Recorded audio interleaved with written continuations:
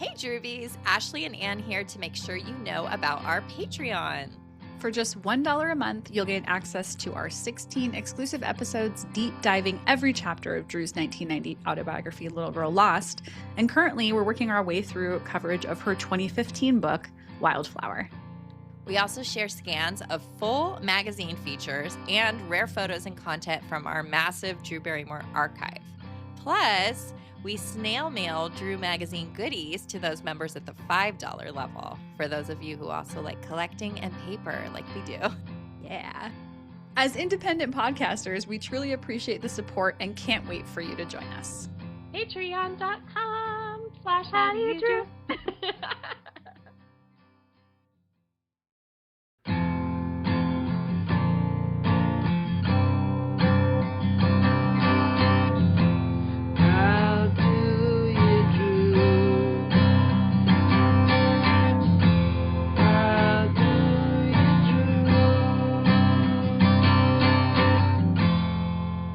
Hello, and welcome to How Do You Drew?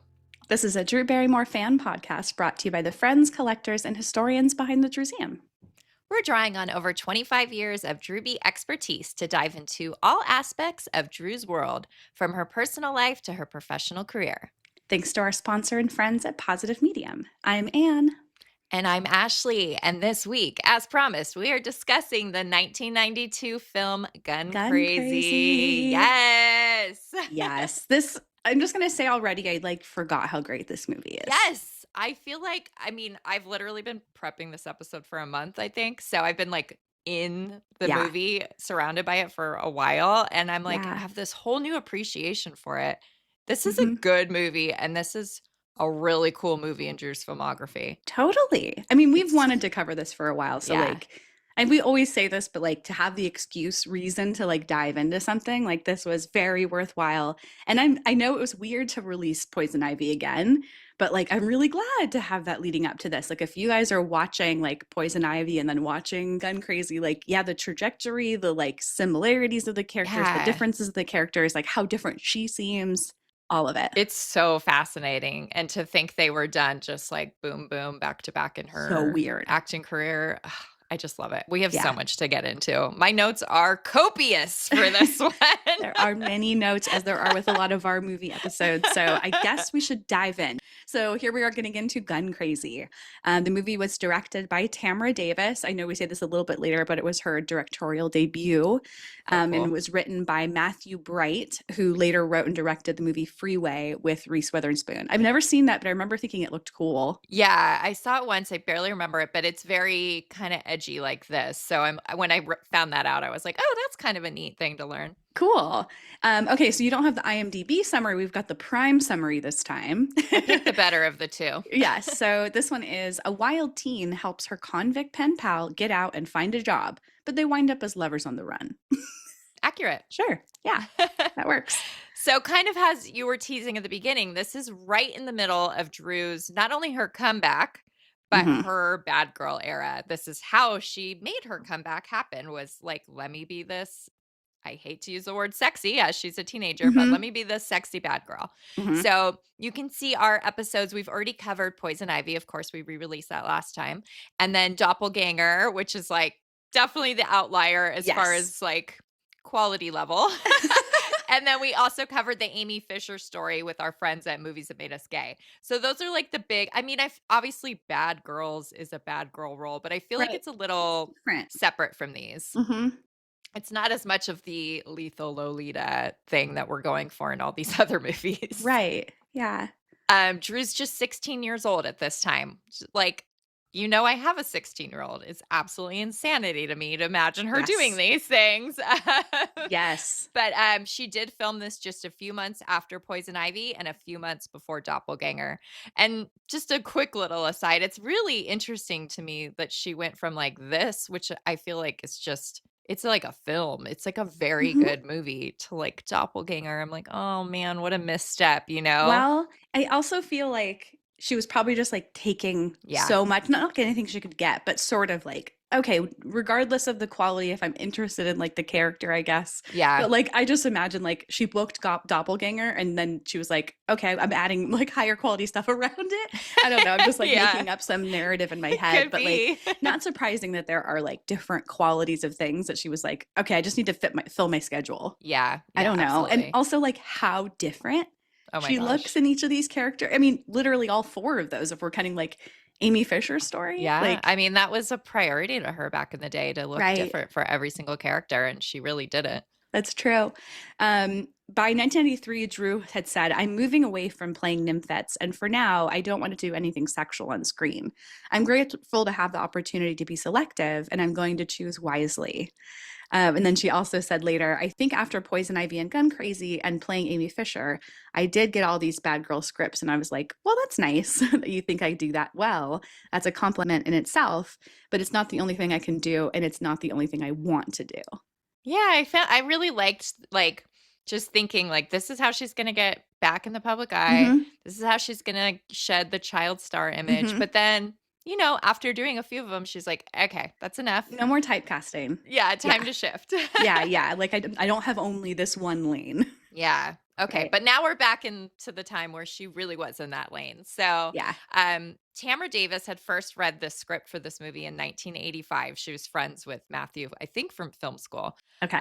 And she presented it in a meeting with who executives, I don't know who, as part of a package. And she was like laughed out of the meeting for being, trying to be a woman director, which just is disgusting. But then the men in the room later went back to the writer and optioned the script. Like they were going to make it. Like they liked the script. They just kicked Tamra out of it. Luckily, it never got made with those jerks. Good. And 6 years later, producer Diane Firestone connected with Tamra and she got her Gun Crazy to make. So yay. I love that it came back to her. Like she was the one that was meant to make this film. Yeah. Oh, that's so cool. Those stories don't happen always when people are like, they get attached to stuff and then they just go away. Yeah. This is an important thing to point out because this has come up a couple times when I've been talking to other people about this. So this film, Gun Crazy, is not a remake of the 1950 film Gun Crazy, which is 2 words instead of 1. Gun, space, crazy. Yeah. Though it's often mistakenly reported as a remake. The screenwriter Matthew Bright was somewhat influenced by it. So I'm wondering if that's why they use that name. I don't know. I think he just liked the sound of it and he was just fascinated with the American public, like how some people really had like a gun fetish, but he thought gun fetish sounded stupid. It does. So Tamra herself was influenced by Terrence Malick's film Badlands, and then the inspiration for that movie was the true crime story of Carol Ann Fugate and Charles Starkweather. And interestingly, I was like listening to old My Favorite Murder episodes, and they covered that case. And when listening to it, was like, wow, this is giving me Gun Crazy vibes because it's about a young teenage girl who hooks up with this older guy. They goes on this crime spree. It's much more complicated than that, much more complicated than Gun Crazy. I'm actually, by coincidence, maybe not, it's just in my mind, watching a documentary about her right now called The 12th Victim. It's really fascinating. Definitely recommend.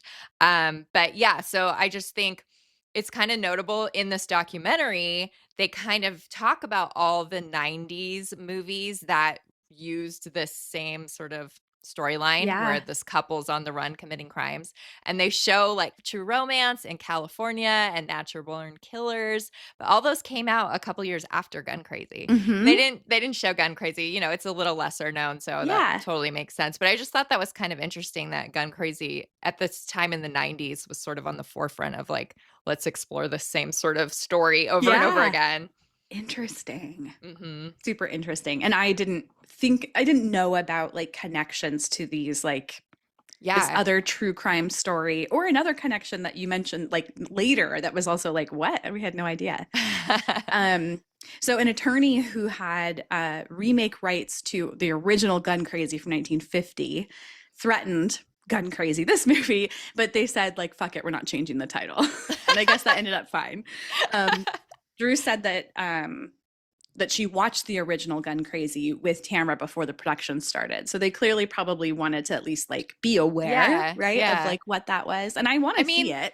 I do too, and the storyline does sound, like, close enough that I understand why, Right. like, some journalist would say, "It's a remake," but it's Right. It's not. also like a Yeah, woman, like I think it's like woman yeah. centric.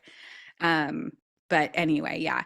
So Drew said about the story, she said, this story is very powerful because it's about two people no one's ever cared about who meet and fall in love and will do anything to stay together. The whole thing of like no one's ever cared about, when I read this reading your notes, I was like, ooh, but like Yeah. they found somebody and they have no one else, basically. Yeah. She also said of the characters, they're both very similar in the fact that they've both been hurt and they're both very strong. And it's a very passionate love that they have for each other, which is incredibly unconditional in a nutshell. It's basically about two people who are willing to go to any lengths to be together. I think she has a very romanticized vision of this movie because for Definitely. me, I don't see it as like this unbelievable love story. Like they barely know Mm-mm. each other, you know? Yeah. And she's so much younger than him. Like we'll get into all that, but yeah, it's funny to know that 16-year-old Drew was like, that's how she perceived the story. Right. And that's how she like continuously describes it throughout Yeah, things.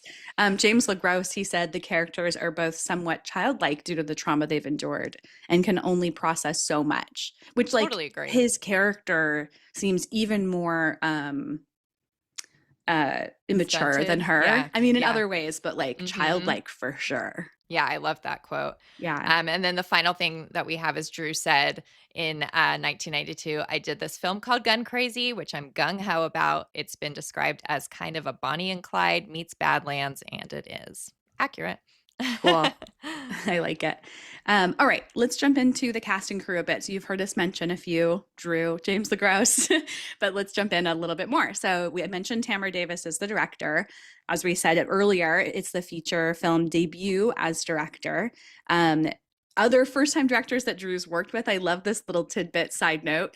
McGee, Richard Kelly, and George Clooney. Do we need to say what movies?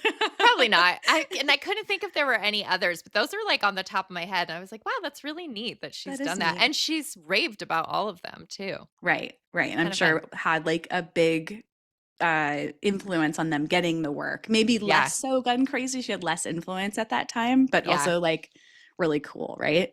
Um, totally. Drew would work again with Tamara Davis on a shelved version of Bad Girls as it was like started and then scrapped. Then Best Men and Skipped Parts. Best Men, I know I kind of enjoyed. Skipped Parts, I don't remember at all. Yeah. We skipped that part. Yes, we skip parts. And a season one episode of Santa Clarita Diet, which I also forgot about and love to think about that. I Which, know. speaking of Santa Clarita Diet, we're going to get into that some more this summer, guys. So keep your eyes out. It'll be so fun to watch the Tamara's episode and Yeah, see if there's anything that like comes up for us. yeah, totally. Um, Tamara had a different vision from the original production designer's ideas. So she ended up kind of doing the production design herself, which is also like, what? She's so cool. That's really cool. I love it. Okay. Yeah. So Drew's character, she's the lead, and her name is Anita Mintier. And this is wild. Like I was like texting you, like, what the Yes. hell? So the character of Anita was inspired by a girl that the screenwriter Matthew went to school with. And once when they were in fourth grade, he saw this girl trying to kick a teacher in the face. My God. So her name was Nancy Pittman. She later went on to join the Manson family, where she was renamed as Brenda. And Okay. she's like you can Google her. There's all, and I was like, she doesn't seem anything like Anita to me, but maybe it was just this like he said it, he was inspired by her fearlessness, which is wild. The So strength. so strange.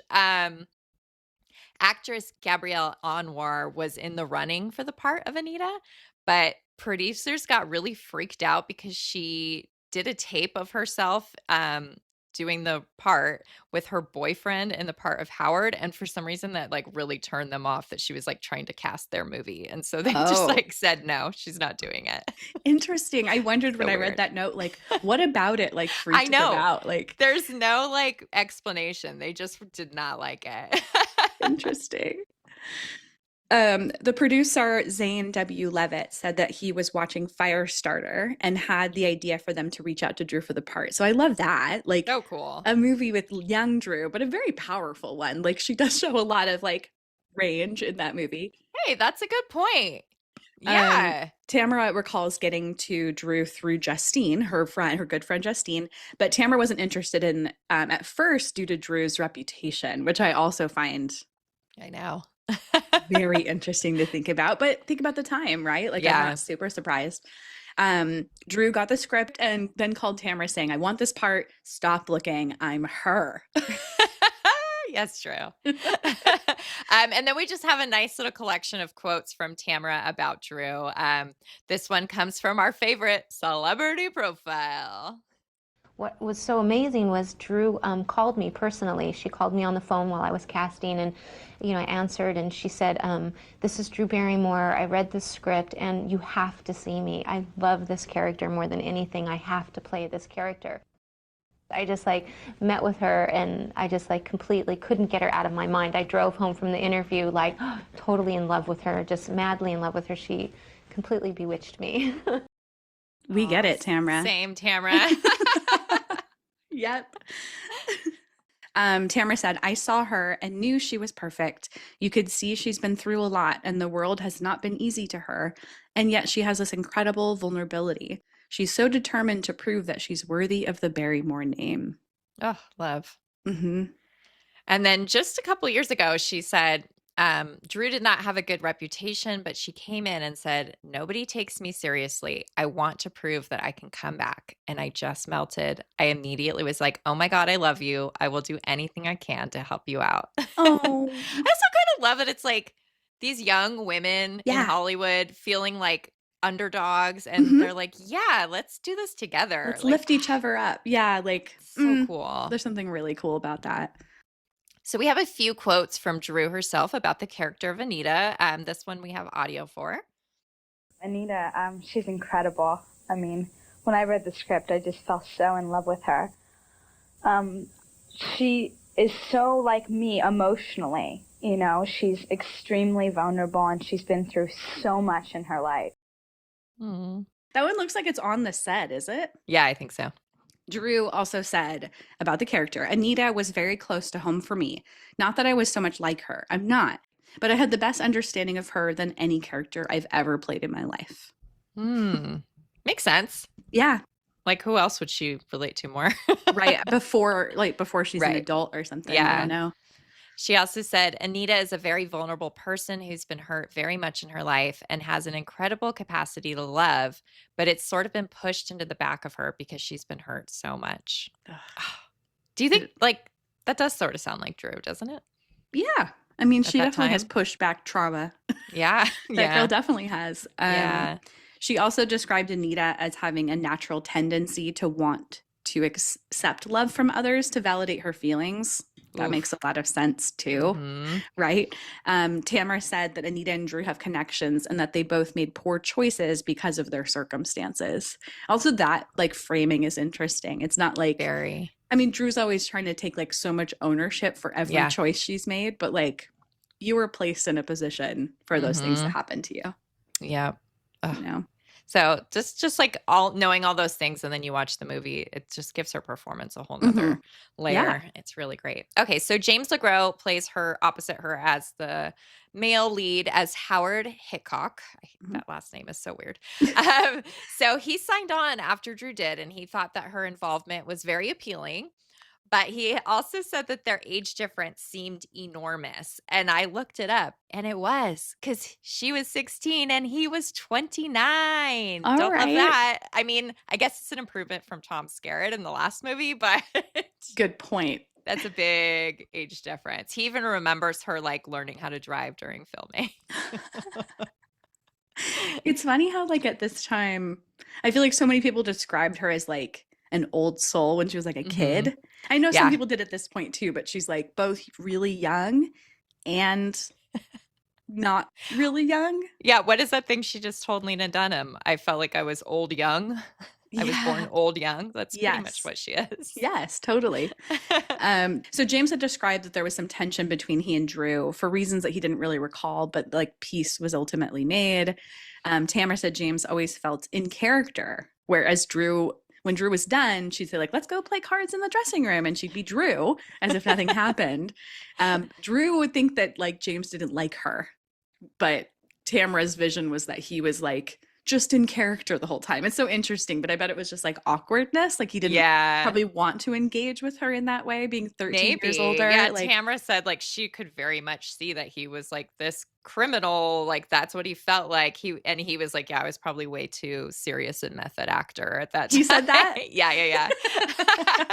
But Drew did say they got along very well. That's how she perceived it, and that he's an incredible actor. And I've seen him in a few things. I mean, I think we're going to talk about it in a second, I guess. Yeah. They've been in some things together. Yeah, so this is the first of 3 movies they've done together. It's so funny how she has so many people she's done like 3 movies with.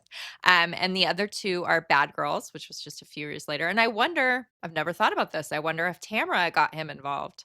Didn't even think about that till this moment. That's a great question to maybe ask her one day. And then also Wishful Thinking, which was just like the following year after that. So really and they play, you know, like she has a crush on him in that movie. I guess they're not a couple, but she wants them to be. It is sort of like a will they, won't they sort of, though. That's how they're framing it. Yeah. Oh, Wishful Thinking. I can't wait to talk about that one. Yeah, I love it. It's the weirdest movie.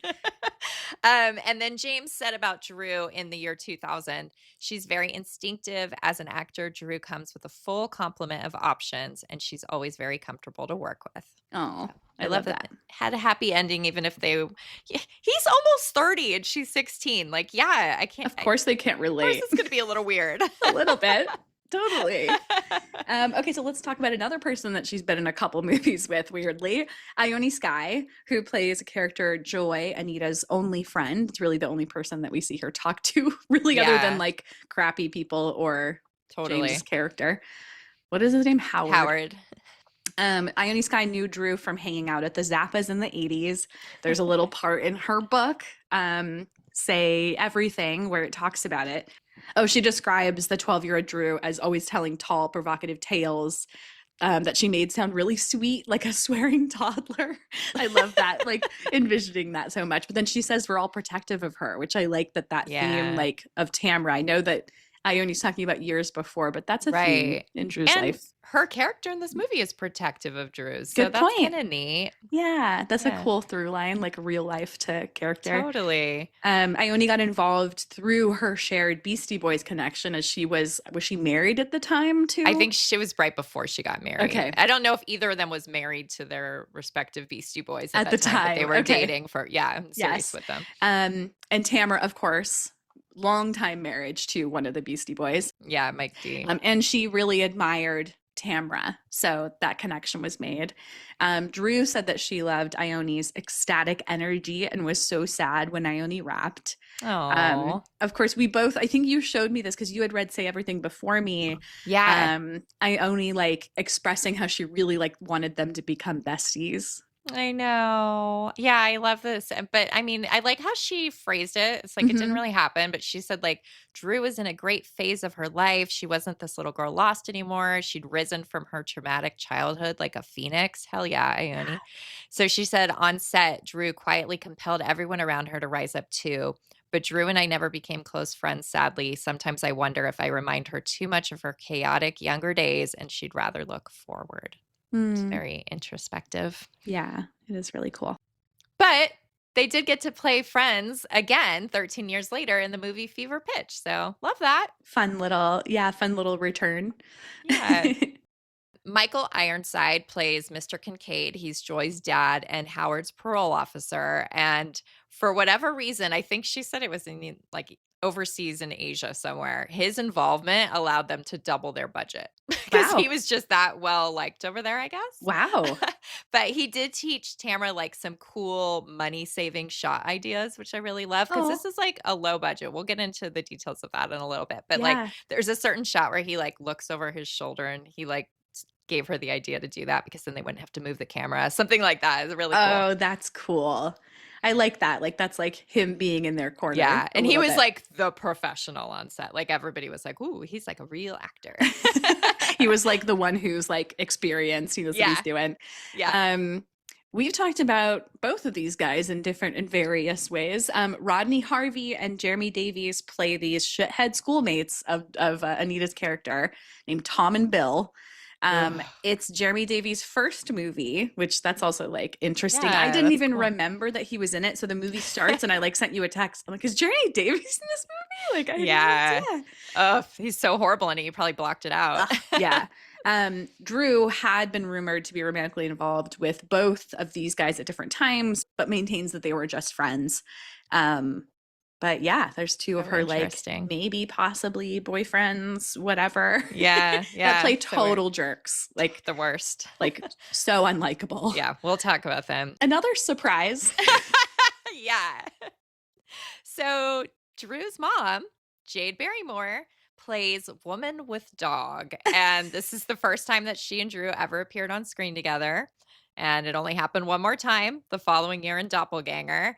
And it was Tamara's idea to have her in the movie. So that's kind of fun. I wonder how that like proposal came about. Yeah, she doesn't really get too much into it, but it sounds like Drew sort of felt like she was having sort of a reconnection with her mom at this time. Okay. And so it was just Tamara's idea to throw her in here. So funny. I mean, I know we'll mention it briefly later, but I love Yeah. when they have like the camping pictures that they show. I can't wait. Back to some of the crew. So Lisa Rinzer was the cinematographer. Love that. Got a female director, female cinematographer. Drew's the star. Like, yes. Give Really me more. cool. Girl Yes. power.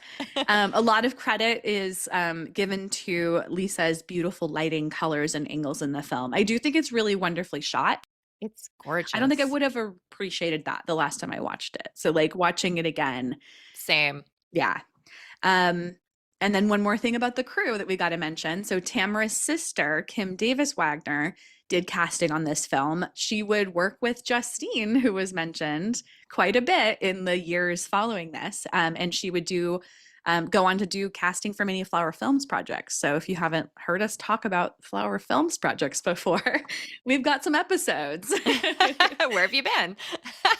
Yeah, that's so neat. Like they must have met on this because Drew didn't know Tamara before Probably. this. And Yeah. unless she already knew her through Justine. Like the timeline's a little interesting to me.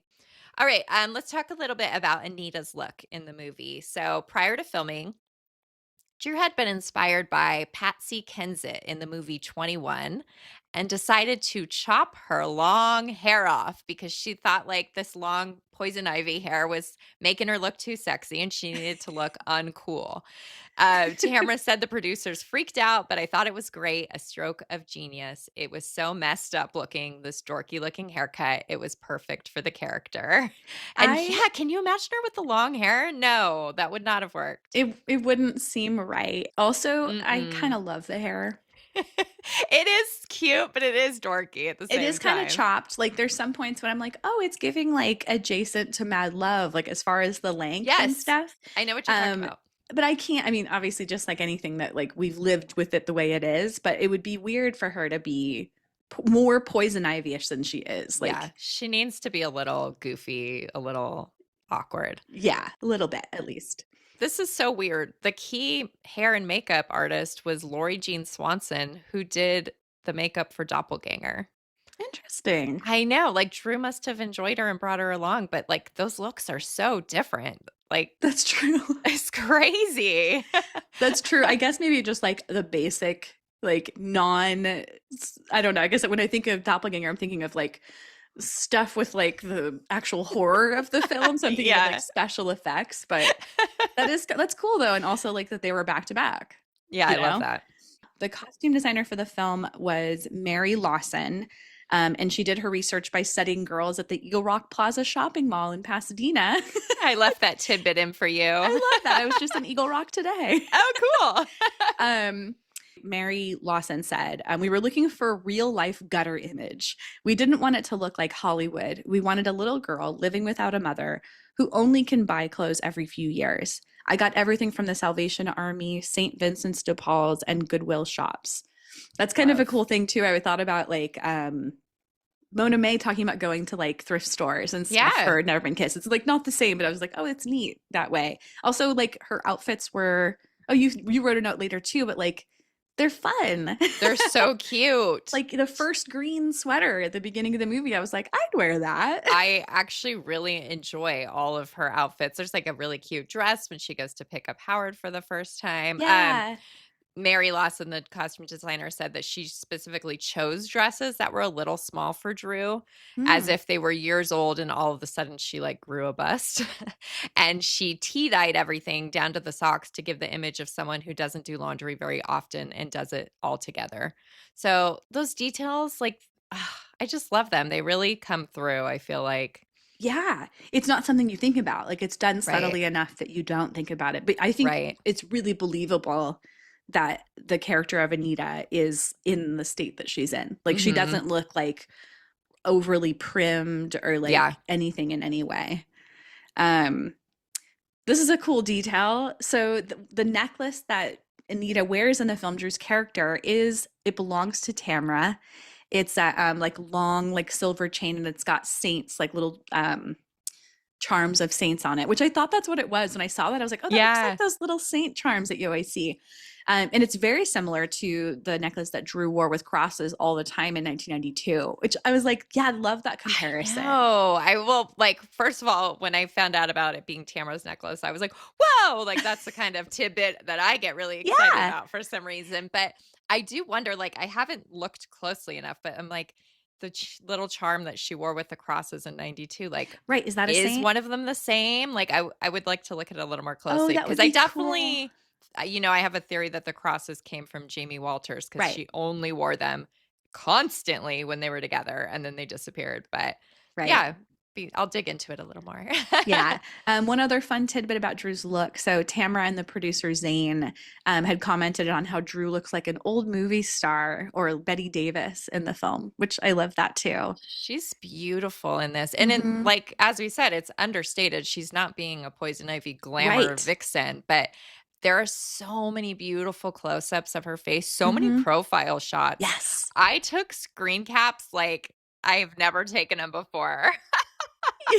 You even told me like don't worry about taking any. I took a lot. I meant to look. I meant to look because there were so many times like towards the beginning of the film I almost wrote like cool profile shot, and then like the next line was like you saying profile. I was like, yep. Yeah. Okay, so the movie was filmed in November 1991 in just 23 days for $800,000. Wow. Like we said before, the original budget was $400,000, but Michael Ironside got that doubled for them. But Tamra, that's still really low budget. Yeah. So Tamra had to get creative with all these ways to save money. So she mentions like, oh, we used a forklift here instead of a camera crane because it was cheaper to rent. Yeah. And she says how she would just do as few camera setups as possible and have the actors moving instead of moving the cameras so much. So it's like if you watch with the commentary, which I'm going to talk about later on. Pointed out. Yeah, and you really do see like the shots are very long, and it's kind of cool. But it's not. Cool. It's never like tedious, Yeah. So cleverly, it worked very well, I guess. Yeah. So the opening credits, all the shots from that, and then various location shots shown later on in the movie, they were filmed in Ely, Nevada, and that is where my boss is from. Oh, yeah. I've never been. It's not. I think it's like 3 hours from Vegas. Okay. But I actually might go this summer for like an event. So the main reason I want to go is to go see these locations because they haven't changed much. Because it's like a small town, I assume. It's a very small town, and I put like some screenshots in our notes, which I will also share, but the buildings all look the same. It's very kind of historic looking. Yeah. So it's really neat that not much has changed. But basically when they filmed, just a small crew, they flew all to Vegas and then they drove to Ely, and they only had one day to shoot everything before it snowed because it does snow there. Yeah.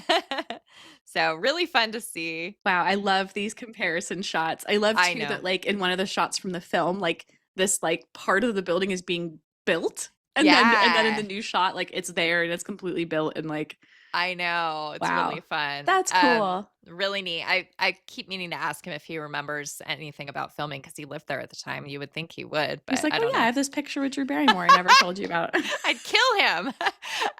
The rest of the movie was filmed around LA County. They had to stay within that 30-mile radius. A lot of it was near Magic Mountain, according to Tamra. And it was a fairly easy production. And they just had a lot of friends on the crew helping out. And it was just like a small little, let's get this done in 23 days. I love it. So cool to think about, like the little production. Yeah.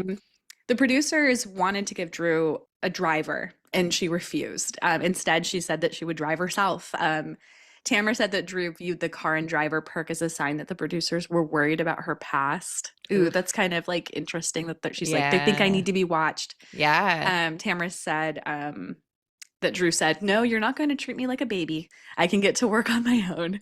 She also said the producer said, okay, we have to have blood tests and give her rides to set. And Drew was like, no, you have to trust me. She took a stand and they let her do it. I love that. So cool. That she was like, no, I'm legally an adult. Yeah. The blood test thing too. That's like just so insulting. That's a lot. I'm glad that they didn't make her do that. Me too. She probably would have still stuck with it even if they made her, but like, yeah. I'm really glad that she was able to be like, no, like that's bullshit. She wasn't being treated nicely, and neither is Anita. So maybe she pulled from that a little bit. So during and somewhat after filming, Drew temporarily lived with Tamra and her husband, Mike D of the Beastie Boys, at their house in Silver Lake after a breakup. And I have to think timing wise, this must be that cinematographer, Faden. Oh, who worked on Poison Ivy. Older than James LeGros, even. Right. Way older. Yeah. So that's kind of interesting just to think about. Yeah. But Drew said, I showed up at Tamra's house late at night with my laundry basket, and she said I could stay in her guest room, and then I didn't leave for 8 months. Tamra said that she said, my husband and I are very much in love, and I think it was good for Drew to see what a healthy relationship looked like. Oof, on the weekends, she'd sleep really late. Nothing could wake her up, and we'd peek in and see her tucked in with all her white pillows and her white comforter, and she looked so sweet. There's something about her. You just want to take care of her.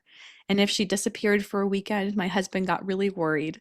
Then she'd show up on a Sunday evening and be all excited to show us a new tattoo. It's so cute. And I love the screenshot you pulled literally from Gun Crazy of her curled up and sleeping. I know. It's like, is Tamra like inspired by what she was seeing in her house?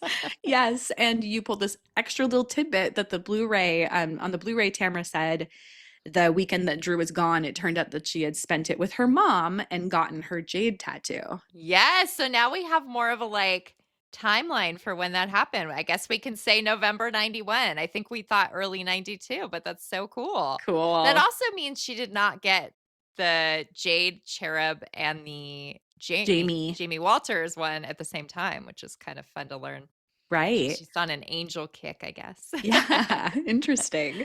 And then just one more cute quote about this. Tamra said, it felt like she was kind of our daughter. We provided the surreal, stable family for her where she lived with us, and she just got to focus on being an actress. So I love like Tamra showing up as another sort of like parental figure when Drew really didn't have much of one. What an amazing gift to Drew. Yeah. You know? Yeah. Mm-hmm. You know, I really made it a point to everybody to show them that I was Anita. You know, and now that I'm being her, it feels so great because I'm, you know, it's like I really fought for her. Hey Droobies! We are here to tell you about our website hosts, Positive Medium, and they sponsor the podcast. We've been clients of theirs for over 10 years, and we use them for all our website needs on thedrewsium.com. Their services include customized web design, professional coding, search engine optimization and marketing, plus hosting, which has been huge for us for many years.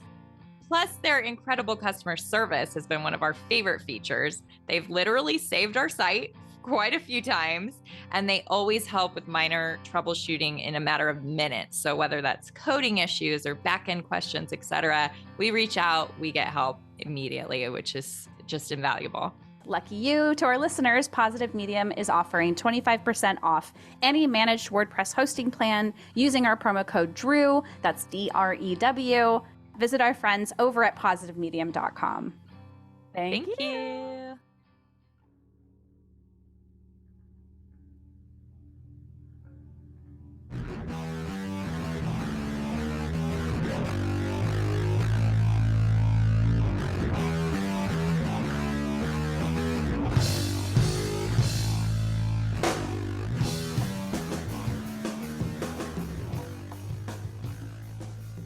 Okay, are we ready to get into the movie itself? Yeah, let's go through it. I have so many things to say. I really like this movie. It's really Yeah. good, you guys. It is really good. I will say I always just give this little thing, like we're not going to go through every beat of the movie. We're going through a lot of the beats of the movie, focusing on Drew.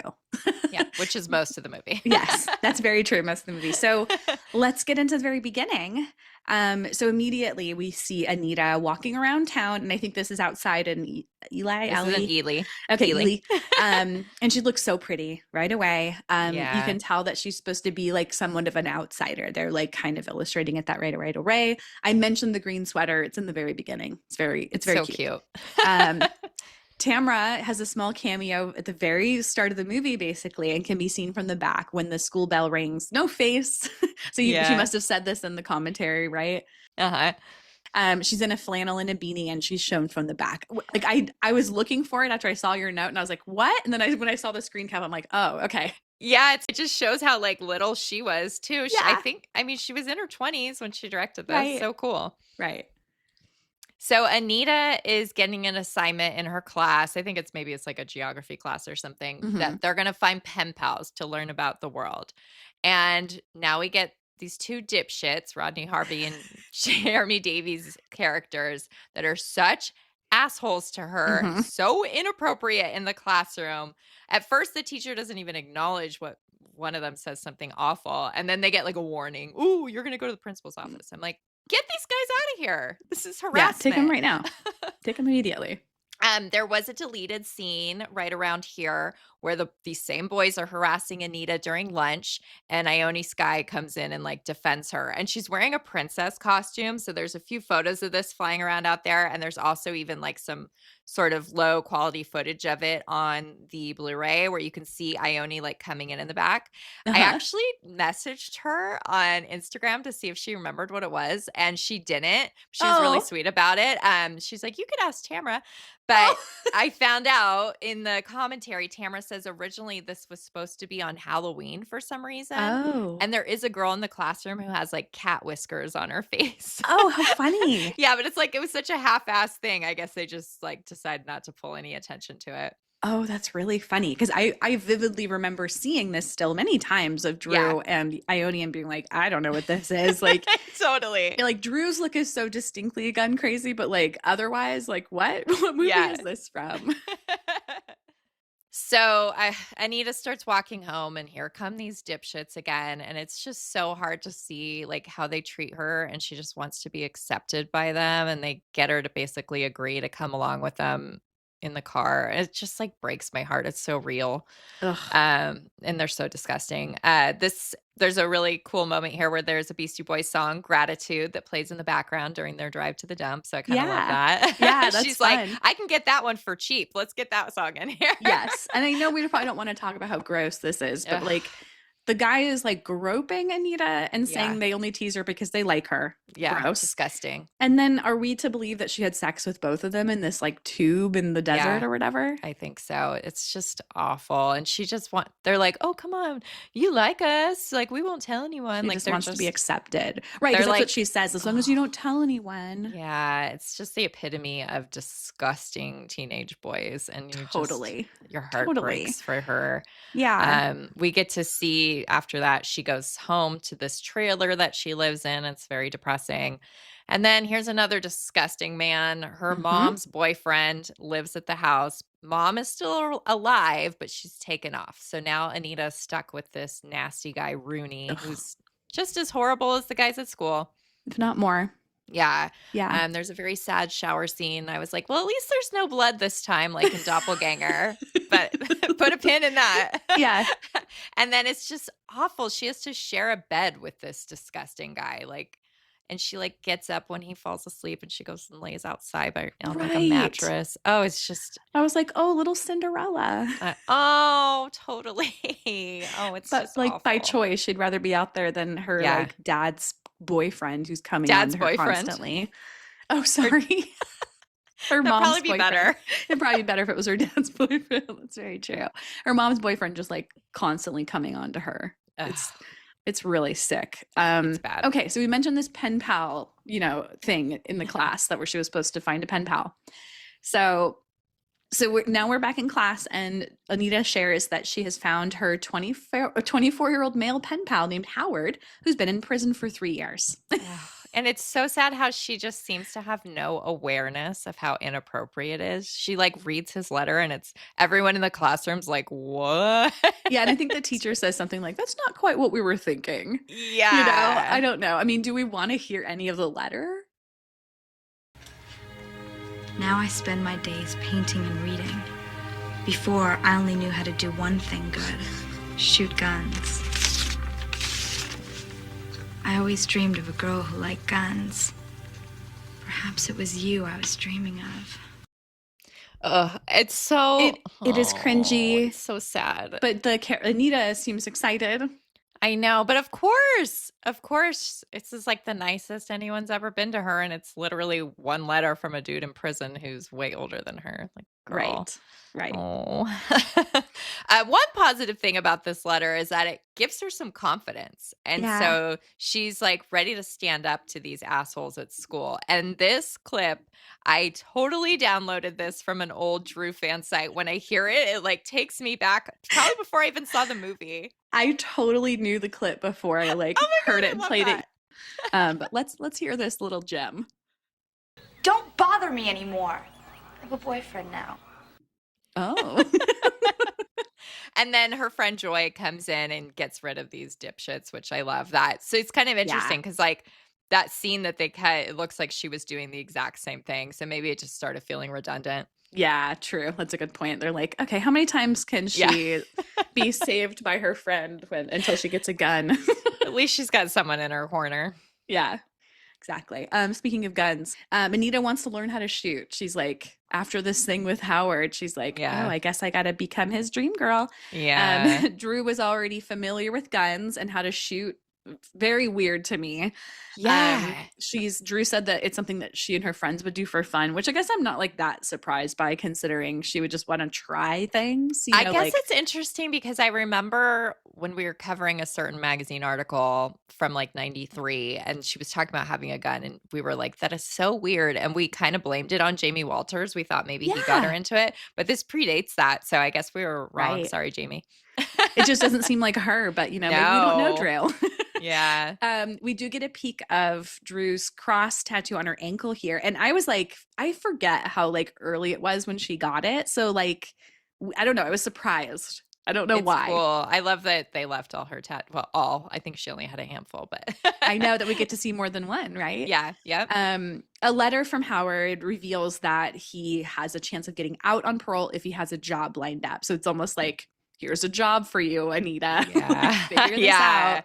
Yeah. How convenient for him. Yes. And this is such a fun little part. Anita records an audio tape to send to Howard, which we'll play a little bit of because it's really cute, actually. Hi, Howard. This is Anita. Do I sound like you thought I would? And that surely was the nicest thing I ever read. When you said you love me, I love you more than words could ever know, my darling. Ooh. It goes on. It's very cute, but you're right. It's very like, oh, geez, now we're in love? We've exchanged a couple letters. It's like the equivalent of meeting some old dude online and, you know, it's awful. Yeah, a little bit. There's a really cool like close-up of her mouth when she's like recording this part. It's beautifully shot. I love the screenshot you got of this. She also sends a really cute Polaroid of herself to him that comes in the same letter as the cassette tape. Yeah, it took me by surprise. Yeah, and we love real photos like this. I know. I'd kind of forgotten, and when I saw it, I was like, that is so cute. We'll definitely share that on the episode page. Yeah, where is that? Where is that photo? It's clearly a Polaroid. Yeah. And then I don't remember, does he like respond? But basically there's these little fantasy visions that he's having of her. There's two, and they're very different from the rest of the movie. They were actually shot after filming had wrapped, and Drew's hair is shorter and like almost like lighter or brassier. Mhm. And this is like fun little piece of info. They were filmed at G Sun Studios, the Beastie Boys recording studio. Oh, that's fun. I like that little Yeah, me tidbit. too. Right away, I don't know why. There's one little part where she's wearing this like rodeo style shirt and she's like gonna shoot a gun or like pretending to shoot a gun. It's a fantasy. And it reminded me of when, this is so random, but I know you knew, of when Drew was on the David Letterman show in like 1999 doing a dog trick with Flossie. And she also like has sort of like a rodeo style thing and goes bang. I totally see it. Flossie plays dead. Yeah. Very cute. Also, like, I am positive that probably, I don't know, when I look at this, like the screen cap, I don't immediately go gun crazy. Like, it almost looks like a photo shoot. Well, and again, like, you can tell. Yeah, Tamara even says something like, even though it'd only been a very short amount of time, she'd already changed her hair because that's what she used to do back then. Yeah. So Howard writes a letter claiming that he has accepted God so that Anita can get him a job with a preacher as sort of like an assistant. So that all works out. He's going to get out. Everything's going great for these two. Except, so we get a little scene here where Anita's starting to really feel like good about herself. She's really good at shooting. She's just like a natural at it. Mm-hmm. But then she has a horrible encounter with Rooney, her mom's boyfriend. It's implied he rapes her and she shoots him in the trailer living room. And I'm like, bye, bitch. Yep. See ya. We don't need you. No, you're being of no positive service to this young girl. You can go. Yep. So, and then perfect timing because now it's time for Howard to come. Yes, come on over. It's all free here. Tamara intentionally kept Howard, James LeGros' character, mostly off screen until now. So you don't meet him until Anita does, which I think is cool. Because it's like you don't really have any sense what he looks like or anything. And then you meet him and he's very non-threatening. I don't think that character looks like scary. You know? I mean, he really comes across as sort of like he's trying to be like a gentleman. Mm-hmm. Like Tamara said that was sort of one of the things that she was intrigued by was this idea of like these criminals, but like they can also have like good sides to them, like exploring They're not that psychos, sort of stuff. Maybe, right? Or like kind of they are, but I don't know. Yeah. So Anita's character picks up Howard from the bus stop. She like drives herself in Rooney's car. Yeah. She actually looks her age in this scene, I think, because she's like nervous or something. Yeah. But they're so awkward together at first, which like, of course, they've exchanged a couple letters. Like, right. They don't know it makes each sense. other. But I do think it is played well. You can feel the awkwardness. Very real. This part is very weird. So she takes him to the church, I guess is like with the guy who he's going to be working with. And there's this creepy sermon in process where it involves snakes and banjo music. And what's funny is that like Drew's character, Anita, like they have Drew like laughing. She's sitting in the back kind of like laughing. It's almost like, yeah, this is what I grew up around. Like, it doesn't faze her, but it's such a like weird part of the movie. It creeps me out. It is odd. So he's going to work there. Great. But she's not allowed to stay there with him. But then she comes and knocks on the window at night to his bedroom. And it feels very Mad Love to me. It does. It was really cute. It feels like when she's knocking on the classroom window. Yep. Totally. I wrote this down. It feels funny to like read this out of context, but the reveal of her like having a gun in her pants is so cute. Yeah. Because it shows her like bare midriff and she's got like these red like corduroys on and she's got the gun tucked, this huge gun tucked into her. I know Tamara said something about that shot. I can't remember exactly what, but I think like she'd like storyboarded it. Like she really liked that shot. Cool. Yeah. I really like it too. Like there's something, and also the color in it I think is also like really, the color in this movie is really cool. It's really cool, like surprisingly.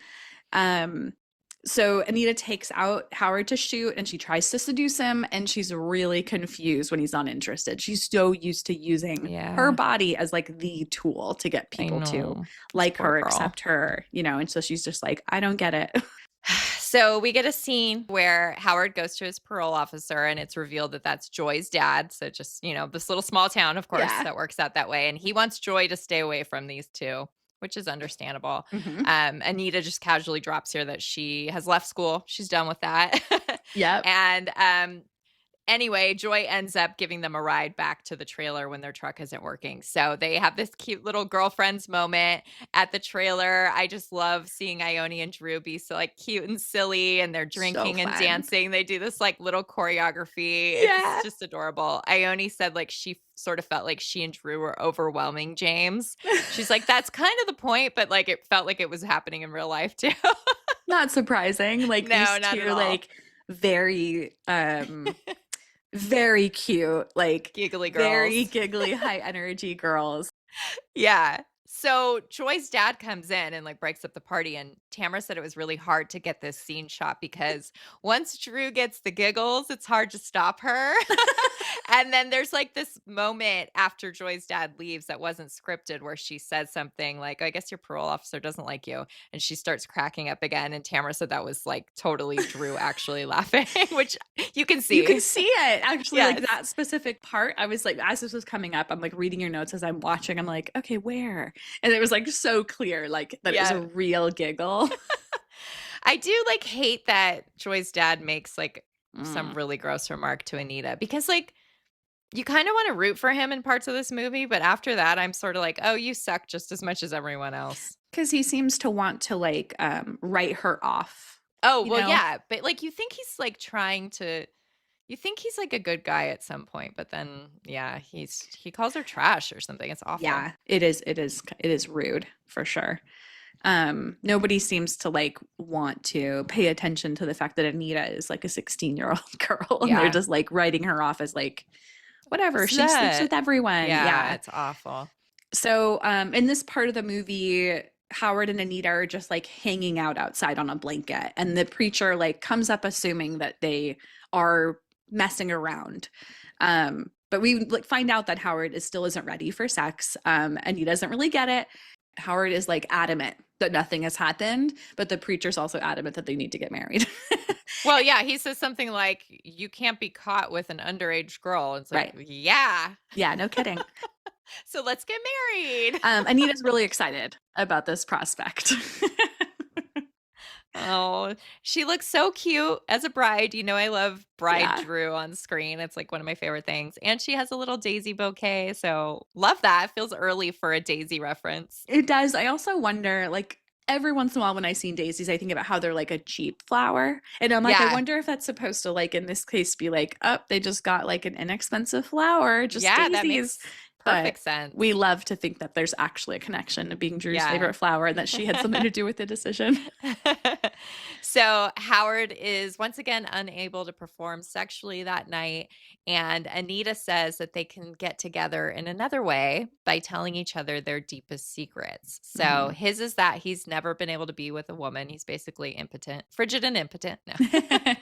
And her secret is showing him her mom's way dead boyfriend's rotting corpse out in like a freezer. Frigid and impotent. They really are. They really are. I like how she presents it too, and she's like, this is how this is my consummation. Yeah. Something like that. Yeah. And it's like, nasty. Like Tamara says, like, wow, I thought this like wouldn't hold up, like the special effect body. She's like, it actually looks really gross. I wanted the body to not be so rotted because it was in like a fridge, but I'm like, okay, I guess the fridge was not plugged in. Probably not plugged in.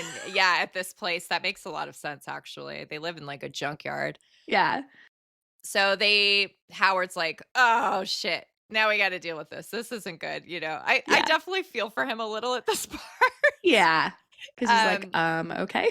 Yeah. Okay. We gotta figure this out. So they take the body to this like random furnace at the dump that just runs all the time, I guess. Right. And Anita has a nice little thing to say as they're burning the body. Okay. Here lies a pig. May he roast in hell for all eternity. Yeah, girl. So there's this really sad speech from Anita here about how she's been abused. And now that Howard's here, he's like set her free and no one better ever mess with her again. And this one really got me. So Tamara said that Drew unexpectedly to Tamara changed the dialogue here. And she was supposed to say, like, ever since I was 13, men have only wanted one thing for me. And Drew changed it to 9. And I just was like, I hope there's no reason for that besides just it felt true to the character. I feel like there's probably a reason for it. I know. It's just icky and sad. It is icky to think about. Speaking of icky. Speaking of icky, those assholes from school show up again and they're harassing them. Howard, though, ends up shooting and killing them both. Kind of by accident, but kind of like, it's like he has no control over himself. He doesn't want to do these things, yes, right? And he's like, you're making me do this, kind of. Yeah. Anita, though, says at one point to one of the guys, it'll be okay, Tom. Just think about Jesus. No. Right Gosh. before he dies or is shot again or whatever it is. I mean, I don't think it's intended to happen, but it does happen and they're gone. I like that you point out that there's another yellow car for Drew. And the reason they take that yellow car is because they're trying to take their truck and it won't start. And she's like, we can't leave this here. The police will know. And they're like, let's burn this one. Gotta have Drew in a yellow car. As they bury the bodies, Howard tells Anita if they get caught to say that he made her do everything, that it was like he was the impetus for every bad doing that happened. Yeah. Which is semi-true, not totally. Sort of, though. but she did start a lot of it herself. Yeah. So then I was like, oh, I guess we're going to get a bloody shower scene after all, because they show them showering together after this and the blood is going down the drain. Tamara was a little worried about this because of the wet tank top shot of a 16-year-old Drew, which I'm like, yeah, I don't think we needed that. I don't really know why we went there. No, but we do get another tattoo peek here of her little toe moon, and it's very Love cute. that. And I love that her like toenail polish is chipped. Like, of course, this girl. That's just Drew. In fact, she even puts on nail polish, right? Well, that is Drew too. It's probably just Drew, but I like that you like the character. Right. And then this is wild. So James has a memory that during filming of this scene, there was like, it was one of those moments where he and Drew had some tension between them. But then Drew just went over to him and gave him a hug to like make peace. And then this glass plate that was above them to protect the camera from the water fell and shattered right where she'd previously been standing. It's kind of a trick. What? Magic Drew or Magic James calling him over? What was that? Like that? Thank goodness. Thank goodness. Okay. So this is just like a weird aside, but it takes us to where it takes us. It's fine. Yeah. So the preacher, the one we mentioned earlier, who likes to use snakes in his sermons, gets bit by like a rattlesnake. And they say that they're like whatever, depoisoned or whatever. Right. So I'm like, what? They take him to the hospital. You figured out that it's the Linda Vista Community Hospital in Boyle Heights, a neighborhood in LA.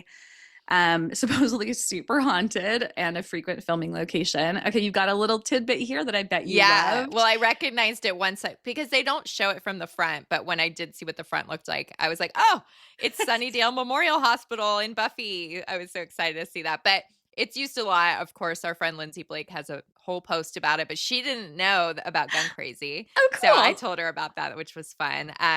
They also used it for the jail scenes and for Kincaid's office, which is really neat. Oh, okay. And then I was putting it on our locations map. And funnily enough, this is less than half a mile, so extremely close to where the whole doppelganger scene with the train tracks and the tunnel where that was filmed. No so it's way. like just a few months later, she's back there filming again. It's just so funny. Like, I feel like nothing's filmed in LA anymore, right? But like back then, it's just like, yeah, I was just here across the street a couple weeks ago. Right.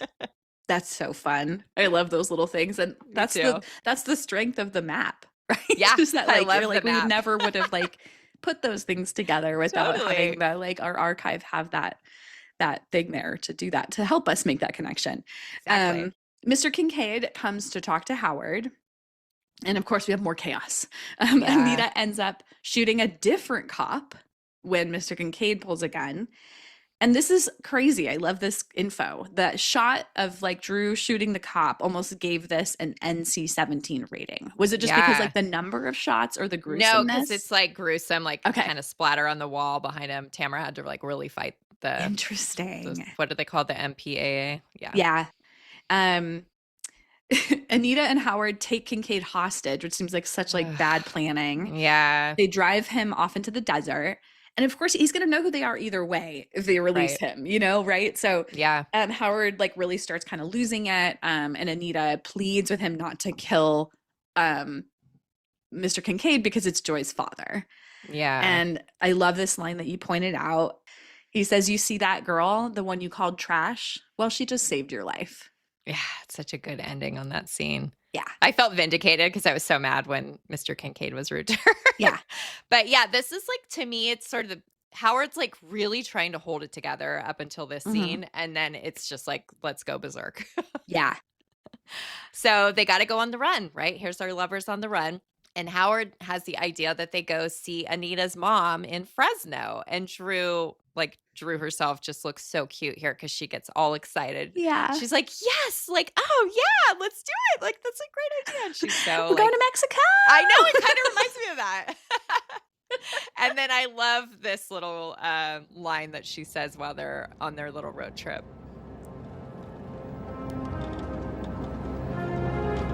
I'm hungry. Well, maybe we see a rabbit or something, we can shoot it. Fuck that. Hey, Anita, do you have to use that language? I need cereal or something.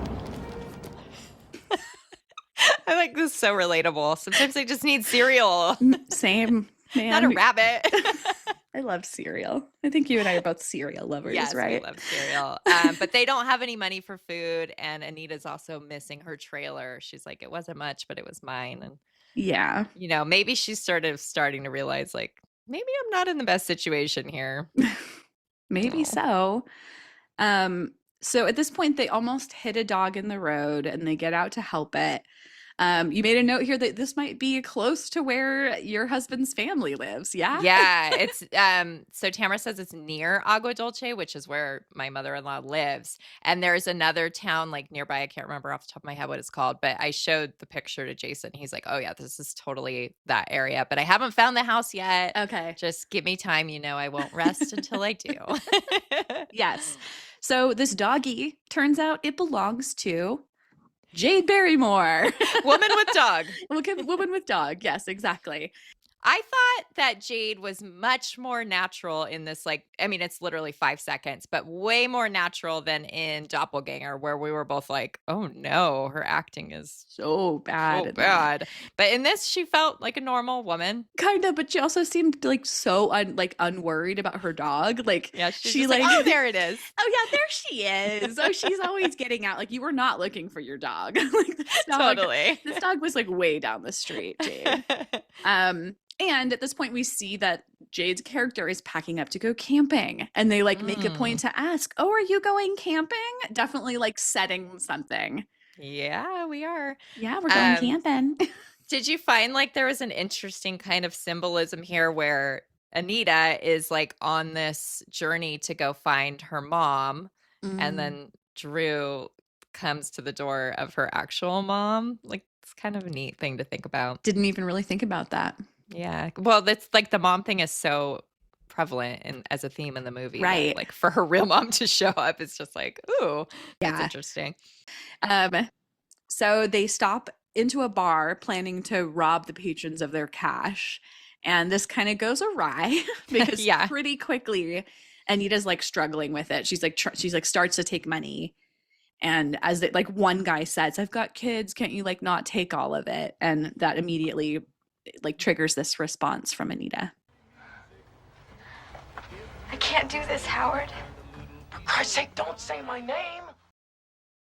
Drew's face becomes immediately kind of puppy dog, vulnerable. Yeah. And Tamara had noted specifically that she loved Drew's little face.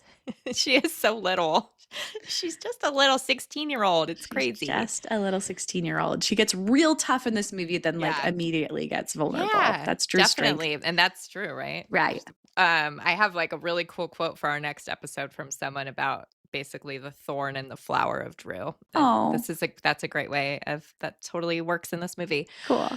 So they leave without any money, and then they head to this really cute, like I was immediately like, where is this? It's a very 60s looking place, and they're going there to like get some food. It was called the Walk-In, but spelled WALCK.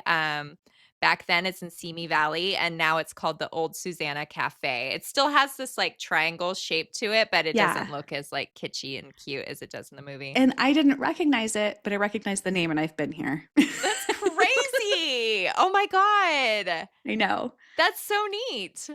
What were you there for? Simi Valley is not that far from where my Okay. boyfriend lives, and so we were meeting some friends there. This was like 3 years ago. Wow. But Well, if you go again, take a I picture know. for I'll have to our take locations pictures. page. totally, totally. I love that. Like, I love how you were able to find it because it's so distinct Yeah, too. it took me like 2 seconds. That's But awesome. this is interesting because it was definitely a restaurant, and I'm guessing it still is. Yeah. Right.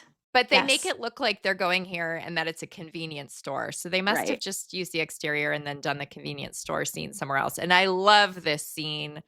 It's just so like I wrote like, oh, it's kind of like a shaky handheld camera. And it turns out that Lisa, the cinematographer, was literally sitting in a shopping cart with the camera for this scene. I And love they're it. just like so happy to be eating this junk. Like they literally are stealing food and eating it in the store. Yes, like and nobody's junk like food. stopping them, which is actually kind of funny. Yeah. Drew's like eating a big stick popsicle for like multiple parts of it. Like, And doesn't James put one of those like gross like apple pie? Like he puts like the whole thing in his mouth. Like they're starving.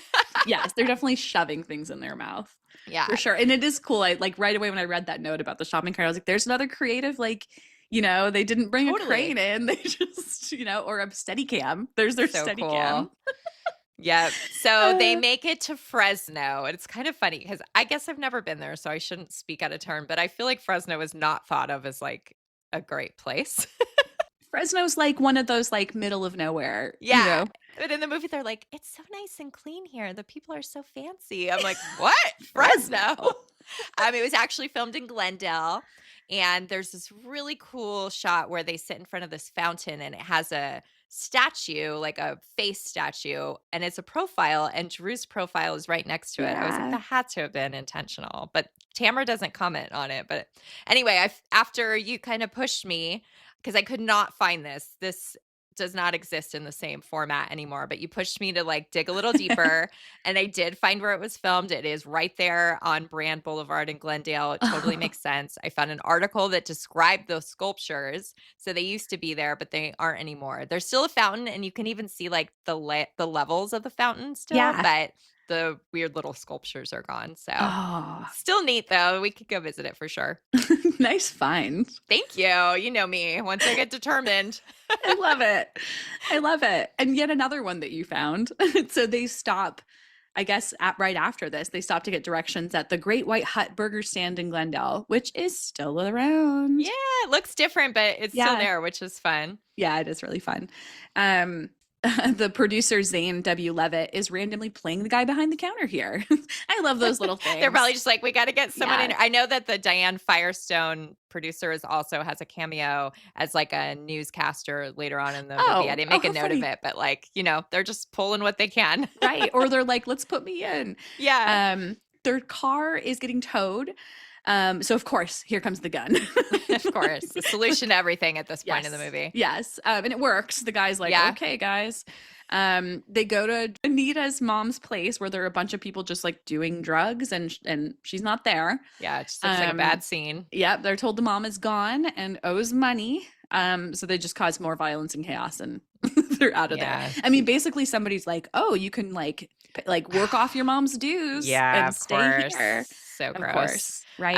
And this again, like when I was watching it, I know that Gun Crazy was kind of hazy in our memories when we Mhm. did our episode about parentless characters. We just knew that her Right. mom like wasn't around. So it really like brought on another interesting level to me to know like, oh, she was really trying to find her mom and it's just not working out. Mm-hmm. It's bad news.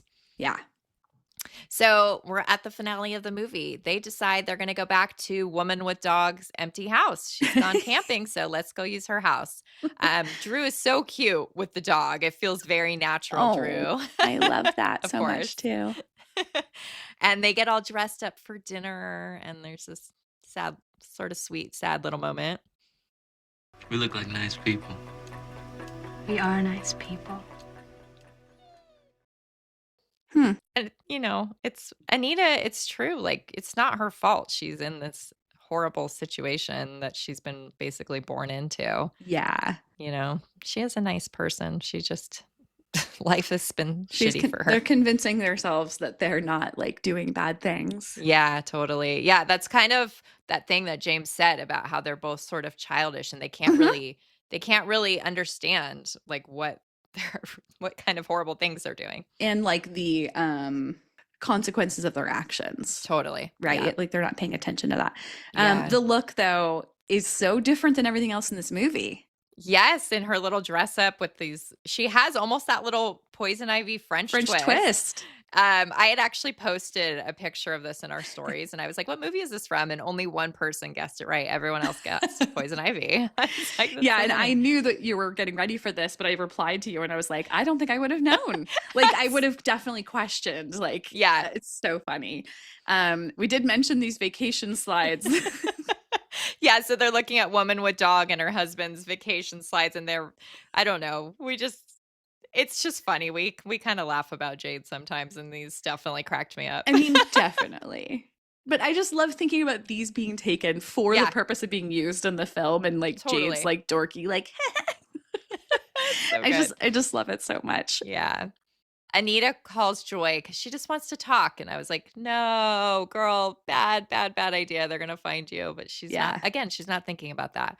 And they get all excited because they're on the news. And they're like, we're on the news. But then they see footage of Howard's dad essentially saying that he hopes Howard dies. Yeah. So that sucks. Yeah. But very importantly, the news report says it's unclear if Anita is an accomplice or a hostage. And that like brings me right back to that true crime story of Carol Ann Fugate, because that was totally a thing with her as well. Yeah. Then we get this super out of nowhere. It's pretty surprising. Like I kind of forgot it actually happens. There's a sex scene. I was not expecting it at all. Totally forgot about this. I think it's really pretty tame, sort of like it's very suggestive and like not, I don't know, they don't really show anything, but you know what's happening. Tamara was nervous, of course, because of Drew's age. But Drew did say it was like a beautiful and natural scene, and you feel like you're looking through a keyhole at them, which is true. It kind of feels like they have their like privacy in this moment, and it's, like I said, suggestive, but I didn't remember it. I kind of thought that like they didn't ever have sex. It's very surprising. Yeah. I think it almost would have been just as impactful if they hadn't, but they would have had to probably like make a point or something about that. I agree. I don't know. Close-ups of Drew in this scene were filmed later as pickups. And once again, the hair is brassier. So you can kind of tell. And the makeup looks a little heavier and different. Like I was like, I was like, are her brows way darker? Like once you know, you can't like unsee it. It's kind of funny. She does look gorgeous, of course, though. Of course. So finally, they're starting to realize there's no way out of their situation. I'm just sad as all. Because they're gonna catch us. Well, not if we play our cards right. They're gonna find us. And they're gonna shoot us. And if they don't, then the state will later, Howard.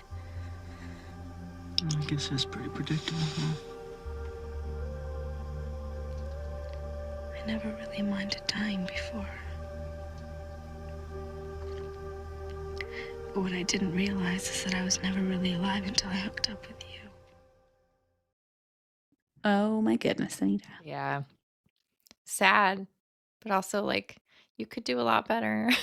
Yeah. And that she's realizing like the danger that they've put themselves in. That's good. Oh, yeah. Because we see Joy's dad, he's heading out to wherever they are. Mm-hmm. And before he goes, Joy reminds him that Anita saved his life, which I love that. Mm-hmm. So Anita and Howard see the cops pulling up to this house where they're at, and they get dressed. Anita says, well, if I'm going to die, I want to have my clothes on. Just like, again, sort of like immature and cute. Yeah. And there's a really cool shot where Drew is reflected in 3 mirrors, and then James walks in and he's reflected in like 2. And Tamara said that her and Lisa were really into mirror shots when they were filming this movie. This one I love. Is particularly cool, and it's just such a short, like, few seconds. Yeah. But it's cool. It's like right away you're like, oh, look, I can see Drew in like 4 different angles. Her face is even in the little mirror that's on the table there. So cute. It's so cool. So then randomly Smoke Bomb comes and like is shot into the house, and Howard tells Anita he's going to make sure she gets a chance to get away. Like, he's like, I'm watching out for you. And it's immediately chaotic. He basically, like, he yells out to them like she's a hostage and then gives her a little wink. I know, like, he's like, I'm gonna shoot her or kill her, and then he's like, wink. Just kidding, girl. There's something so cute about it. It actually is kind of cute. There's like some like warmth in that, like, very chaotic momentarily. Yeah. Again, it's like he's like this little boy, like, right, you're about to die, and he's just like, hey, I'm just kidding. Yeah. They each just casually shoot a couple of cops when they come in. Tamara said that part always reminded her of E.T. when the scientists come into the house. And I was like, that's interesting, because I feel like the gas masks add to that. Because each of the cops, I think because they were throwing that bomb in, smoke bomb, that they were like, okay, we need to protect ourselves from this. Right. But I could see that. It's kind of neat, huh? Yeah, I love that little connection. Howard coaches Anita on what to say after it's all over, like he was before, like, tell them I told you to do all of it. Yeah. They have a really sad goodbye. It's really cool how it's shot like through that banister. Mm-hmm. And Tamara said that Drew wanted to make sure that she was like really crying for real. She didn't want to fake it. So Tamara had to like work with her on that. And it made Tamara so sad to have Drew crying. I know. Howard says, hey, maybe tonight we made a baby. And I was like, oh no, I hope not. That is the last thing this girl needs. Yeah. And then she has to watch him die in this shootout, which is like intense. It's intense. Gratuitous. Yeah. It's insanely like gruesome for no reason. He's shot like 10 times by each cop. Like, it's like kind of crazy. And they make it so like action movie dramatic. Like, he's totally being shot like on a stairwell. Like, yeah, it's a bit much. Right in front of her. It's just so sad. But then I noticed during this like sad moment, she's laying on her stomach and you can see the Guess Jeans logo on her butt. And I was like, she totally looks like she's practicing for her future ad. And I love that when you pulled this one, it's like the same kind of like hip movement with the other hip. I know. You got to share this. Like, that I will. It's too funny. The comparison for sure. It'll be on the gallery. Yeah. And then Joy's dad comes in to get Anita as she's crying over Howard's body. Mm-hmm. And she says, he made me do it.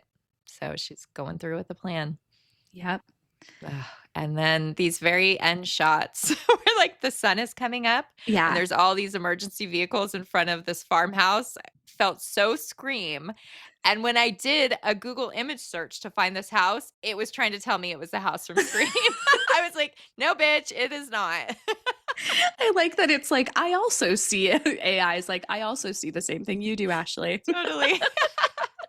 And that's our movie. It's good, you guys. If you haven't watched this one in a while, highly recommend you revisit. It's free on Amazon Primes. And like on YouTube right now, the full thing is on YouTube. So guys, go check it out. We'll link to it on the episode page if you don't want to try to find it yourself, but it's easy. And we'll get into it a little bit, but like Drew got some accolades for this and it's not surprising. Yeah.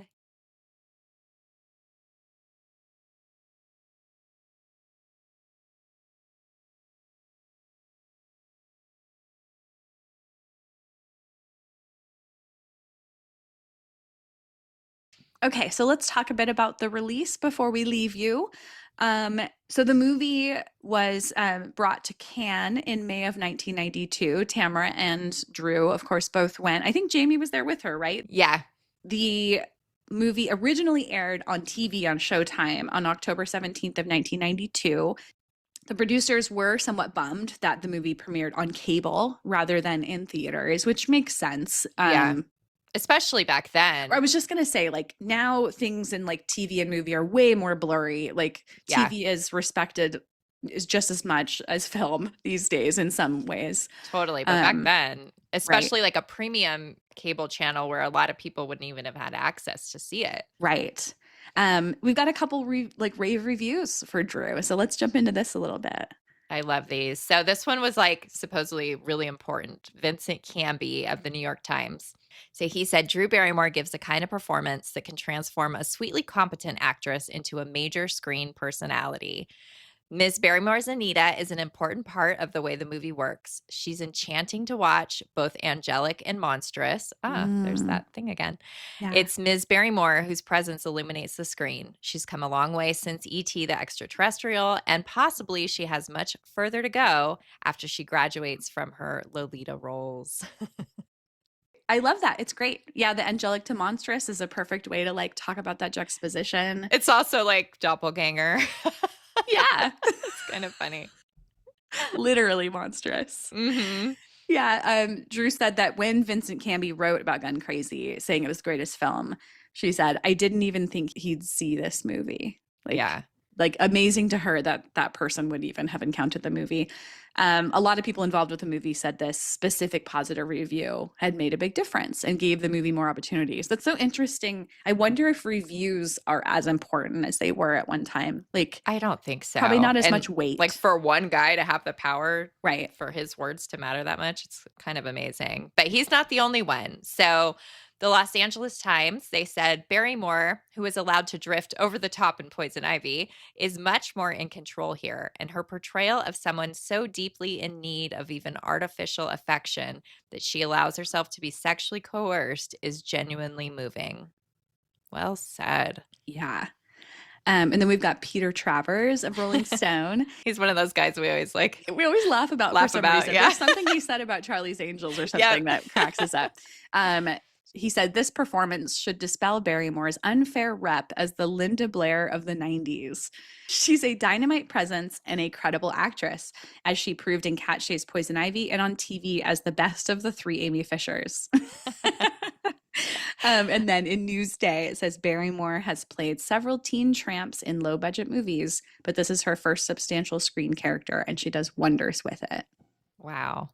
And then finally, LA Weekly said, nobody is better equipped to represent her lost generation than Drew Barrymore.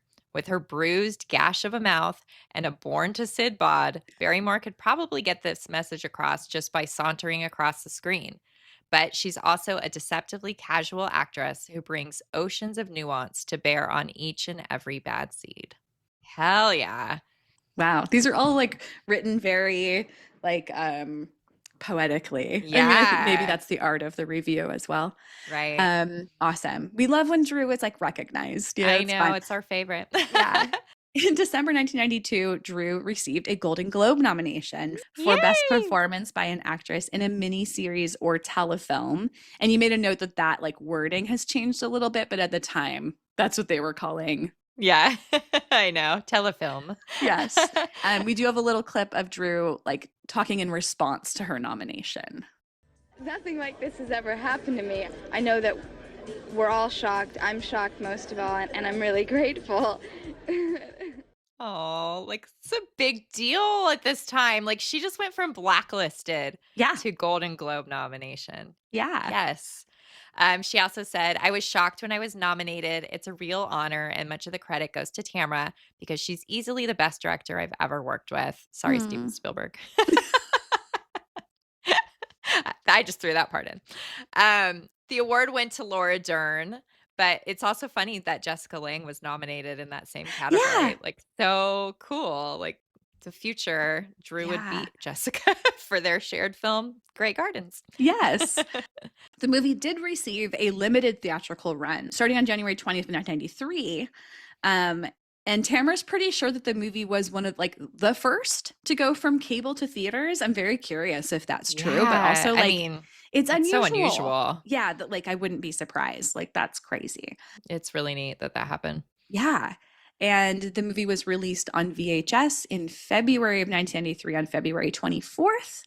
And I'm going to let you kind of take this talk about like the incredible Blu-ray that was released in 2020, because this is so weird. It's so weird. So in December 2020, this company called MVD released a Blu-ray of the movie as part of their Rewind collection. And I remember seeing it and I was like, this can't be real, right? Like, Gun Crazy. No one ever talks about Gun Crazy. Like, there's no way there's this brand new amazing DVD. Well, it is real and it is amazing. It is full of features, like way more than any movie that comes out these days. Yeah.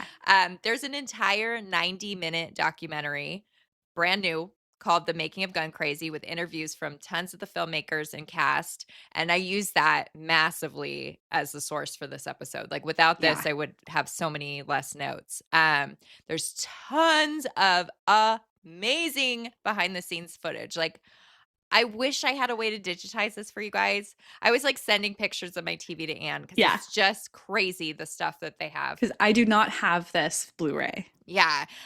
There's also the commentary that was done by Tamara around 2003 for the DVD.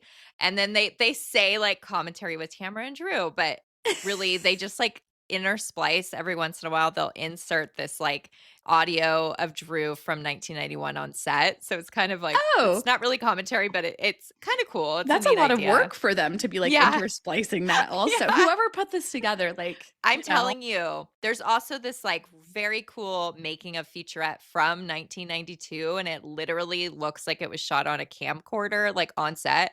Like the stuff, Amazing. like you would never see this for most movies. It's very, very neat. But sadly, it's really hard to find now. I didn't realize this until you went to go look Yes, for a copy. I went to go look for it, and like on Amazon, it was like $80, and I was like, "What is going on?" Yeah. So my understanding or my thought is that it was a very like small production, like run Right, of this run, yeah.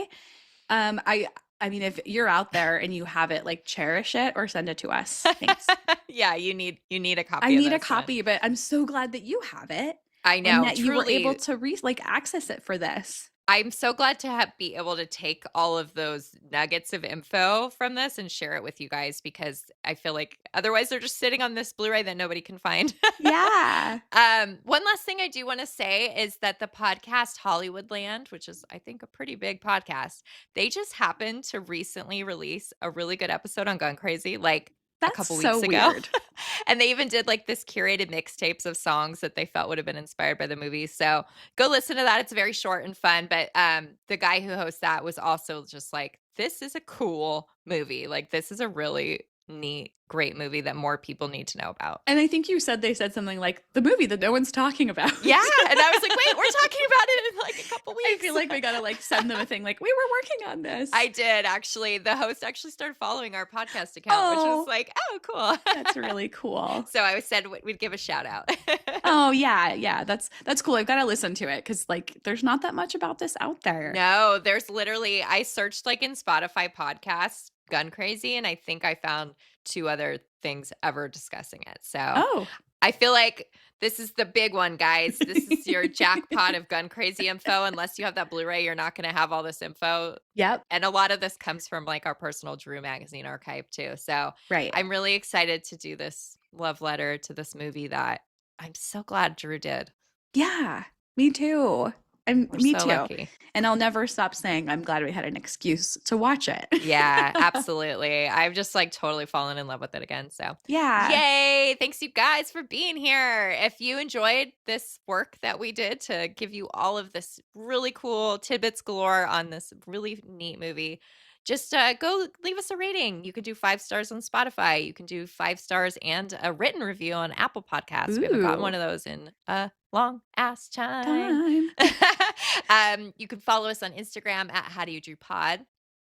Also, you can follow us at Jerseum and join the literal, I bet you if I look right now, I think we're up to like 700 new followers today because Drew's Instagram gave us a little shout out because we shared some photos of young Drew that they were able to use. And it's Yeah. been bananas. Every time I open my phone today, I'm like, wow. And this was just like yesterday. So join those hundreds. Hopefully by the time that this comes out, thousands of people who Yeah. are now following us. If you're not, go over Yep. there. Go over there. And you don't forget, you can also leave comments if you like to do that. You can do that on Spotify and YouTube, and we will reply to you. I'm always checking them, guys. Yes. Okay, and also visit our website at howdoyoudrew.com to see the episode gallery for this episode. We do them for every single one. I'm sure this one will be a nice rich one because I'm already done with it. And I'm going to add more. I always find that there's more to add after we do our discussion, but we have a lot of cool photos from this one. Please go to howdoyoudrew.com. While you're there, peruse the drewseum.com, our Drew Barrymore online museum. And we haven't really mentioned it yet. Sign up for our Patreon. I guess we maybe did. Maybe we didn't. Guys, sign up for our Patreon. We did not. Patreon.com/howdoyoudrew. Yeah, we can tease here that we filmed a little something right before we started this episode recording. We filmed something for the Patreon of a really neat little box of goodies we got from the Drew Barrymore show itself. So if you want to know more about that, go to Patreon. Yes, for our newest acquisition. And also don't forget to send listener mail to howdoyoudrewpod@gmail.com or any of the other places we've mentioned. And we'll see you all next Drewsday, everybody. Yay. Bang, bang. Thank you. Bang, bang, bye-bye. Bye.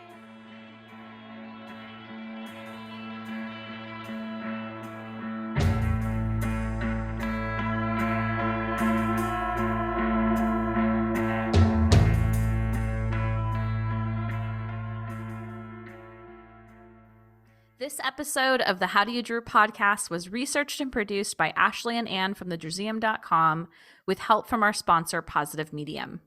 Special thanks to Matt Costa for our lovely theme song, Roxy Prima for our adorable logo, and last but not least, Drew Barrymore and all the Drewbies who love her. We do this for you. Thank you.